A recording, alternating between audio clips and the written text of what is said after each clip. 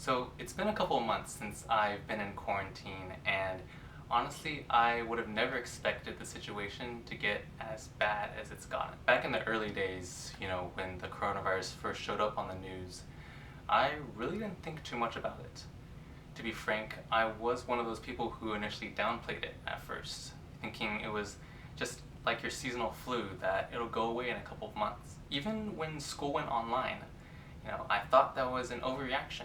And again, I thought that this pandemic would be over by the time summer rolled around. It was only until things got out of control in Europe that I start to understand the gravity of the situation. So knowing that this pandemic wasn't going to be over anytime soon, and that the virus was a lot more deadly than I had first expected it to be, I kind of felt this sense of anxiousness, especially now that I had so much free time on my hands, given that I was going to be at home 24/7. So to cope with these feelings, I started playing a lot more video games, I started watching a lot more shows, I've started doing all these more sedentary things that, I wouldn't normally find myself doing. And as I spent more and more time on these things, watching as the pandemic got worse and worse, I felt a sense of powerlessness. I felt like I wasn't doing anything useful to, help others or to help myself. Now, if you watched my video talking about this last semester, this last year that I had at Rice, then you may know that I've been working on the startup for classical music. And after we got our first live concert, which happened to be pretty successful, I felt a sense of fulfillment from that work that really contrasted with how I felt and the general mood around that time.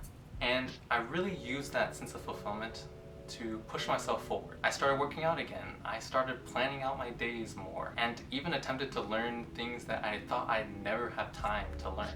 Eventually, I've come to realize that the feeling of powerlessness went away when I put myself in the situation that allowed me to focus on the activity instead of the goal. And from that, I realized that the anxiousness that I was feeling really wasn't from the pandemic itself, but more of the fact that I couldn't get anything done, or I didn't think I was getting anything done. The projects that I wanted to finish, the accomplishments that I wanted to strive for, were seemingly taken away from the pandemic and from this quarantine.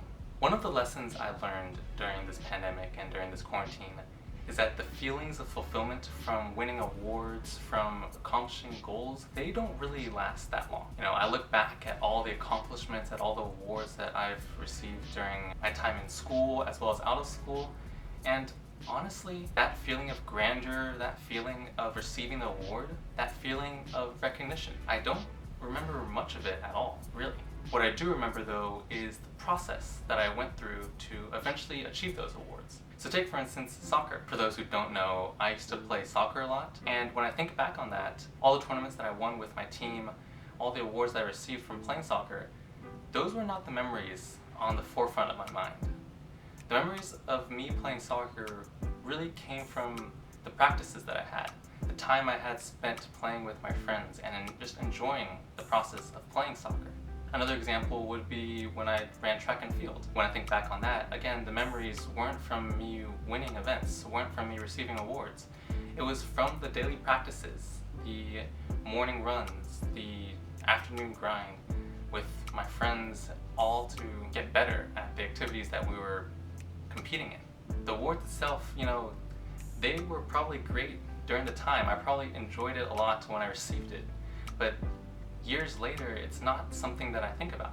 It's not something that comes back to my mind when I think about those activities that I did. I think a more recent example of this would be when I talked about how I really don't care about grades anymore. I'm not going to go into detail about it just because I did make an entire video detailing what I think about that, and if you really want to know more, then I'll link the video in the iCard above and in the description below. So definitely check that out if you're interested. But essentially, for me, it's not really the grades that I get at the end of the day that really matters for me. Instead, it's really what I learn, what I take away from the class, and the learning process that I go through that I really care about. I mean, sure, getting that recognition for doing well in class is great and all, but those feelings quickly disappear in a couple of days, and things eventually normalize again. The process, on the other hand, is something that I will hold on to for life. Now, I'm not saying in this video that you should be going out of your way to find something to do. I know that the situation that I'm in is a lot better than the situation that some people find themselves in during this pandemic. I know that I have the luxury to be thinking about these things and the luxury to not have this pandemic affect my living situation in any drastic way. In fact, what I'm saying is kind of the opposite. This whole idea of thinking less about the outcomes and more about the process can be applied to more than just quote-unquote productive activities.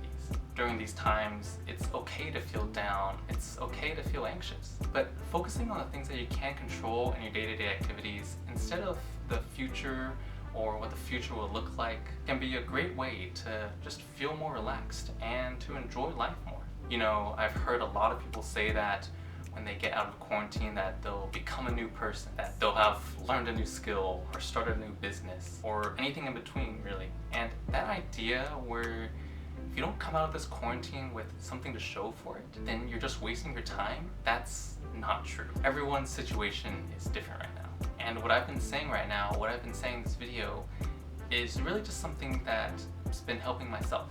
And you know, may not apply to everyone and everyone's situation. At the end of the day, I believe it's your job to find meaning during the quarantine, during this pandemic, and no one else should be forcing you to do certain things or live certain lifestyles.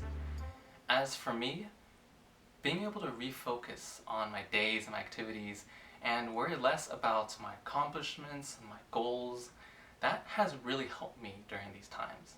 Right now, I just completed my internship and I've also been working on the startup with some friends of mine. But I've also been enjoying my breaks. You know, I still play video games, I still watch shows, all that's fine. In fact, focusing on these moments of relaxation instead of thinking about how you're not really achieving anything, that has changed my perspective for the better.